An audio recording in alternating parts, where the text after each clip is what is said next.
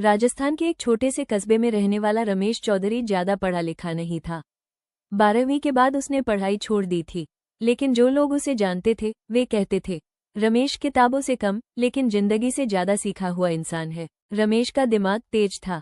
गांव में किसी को बैंक का फॉर्म भरना हो, बिजली का बिल जमा करना हो, ऑनलाइन टिकट बुक करनी हो, सब रमेश के पास आते। उसने खुद मेहनत करके मोबाइल और इंटरनेट चलाना सीखा था। लोग उसे होशियार रमेश कहकर बुलाते थे। उसने सालों की मेहनत से 5 लाख रुपए बचाए थे। छोटा सा इलेक्ट्रॉनिक्स का काम करता था, mobile repairing, recharge, SIM card, छोटे मोटे ऑनलाइन काम। सपना था कि एक दिन शहर में बड़ी दुकान खोलेगा, लेकिन इंसान कितना भी समझदार क्यों न हो, अगर उसके अंदर लोभ, लालच घर कर जाए तो समझदारी भी हार जाती है। एक दिन दोपहर को रमेश अपनी दुकान पर बैठा था। मोबाइल बजा। हेलो, क्या मैं श्री रमेश चौधरी से बात कर रहा हूँ? आवाज बड़ी मीठी थी। जी हाँ, बोल रहा हूँ। सर, आपको बधाई हो, आपका नंबर हमारी कंपनी की तरफ से चुना गया है। आपको 20 लाख रुपए की लॉटरी लगी है। रमेश पहले तो हंसा। अरे भाई, मैंने तो कोई टिकट ही नहीं खरीदी। उधर से जवाब आया, सर, ये डिजिटल प्रमोशनल लॉटरी है। आपने ऑनलाइन ट्रांजैक्शन किए थे, उसी के आधार पर आपका नंबर चुना गया है। 20 लाख।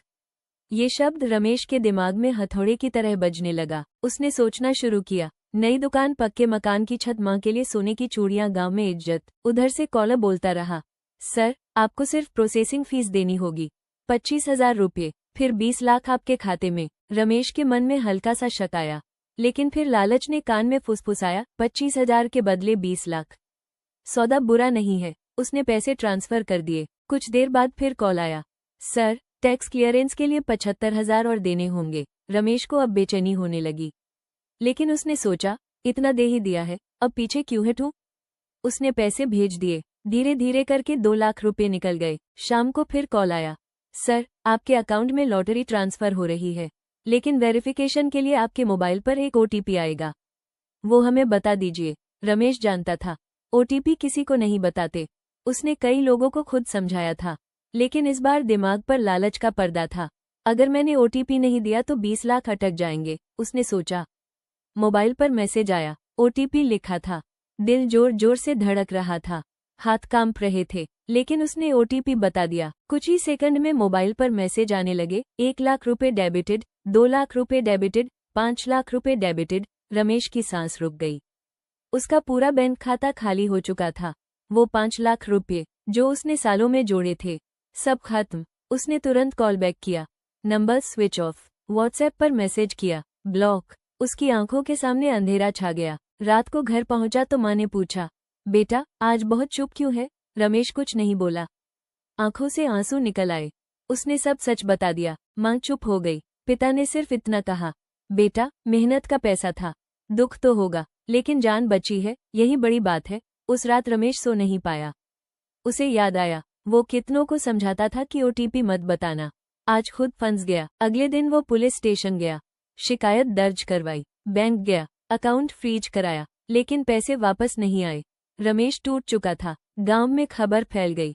लोग कहने लगे, इतना होशियार बनता था, खुद ही फंस गया। उसके लिए ये ताना सबसे बड़ा दर्द था। कुछ दिन तक वो दुकान बंद रखकर बैठा रहा। फिर एक दिन उसने आईने में खुद को देखा। अगर मैं हार गया तो सच में बर्बाद हो जाऊंगा, उसने फैसला किया। अब वो खुद जागरूकता फैलाएगा। उसने गांव में मीटिंग रखी, लोगों को बुलाया, खड़ा होकर बोला, मैं पढ़ा लिखा कम हूँ, लेकिन खुद को बहुत होशियार समझता था। मुझे लगा कोई मुझे बेवकूफ नहीं बना सकता, लेकिन ज्यादा लालच ने मेरी आंखों पर पट्टी बांध दी। 20 लाख के चक्कर में मैंने अपने 5 लाख गंवा दिए। ओटीपी दिया और सब खत्म। याद रखो, कोई भी लॉटरी फ्री में नहीं लगती, कोई भी बैंक ओटीपी फोन पर नहीं मांगता। लोग चुप थे। आज रमेश की आवाज में घमंड नहीं, अनुभव था। रमेश ने फिर से मेहनत शुरू की। धीरे धीरे दुकान चली। 2 साल बाद उसने फिर से बचत शुरू की। इस बार उसके दुकान के बाहर एक बोर्ड लगा था, ओटीपी किसी को मत बताना, रमेश से सीखो। उसकी हार ने उसे नया मकसद दे दिया। 20 लाख की झूठी चमक ने उसे गिराया, लेकिन सच की ठोकर ने उसे इंसान बना दिया। ज्यादा लालच हमेशा नुकसान देता है। OTP, bank detail, card number कभी किसी को न बताएं। आसान पैसे का सपना अक्सर जाल होता है। समझदार इंसान भी लालच में गलती कर सकता है।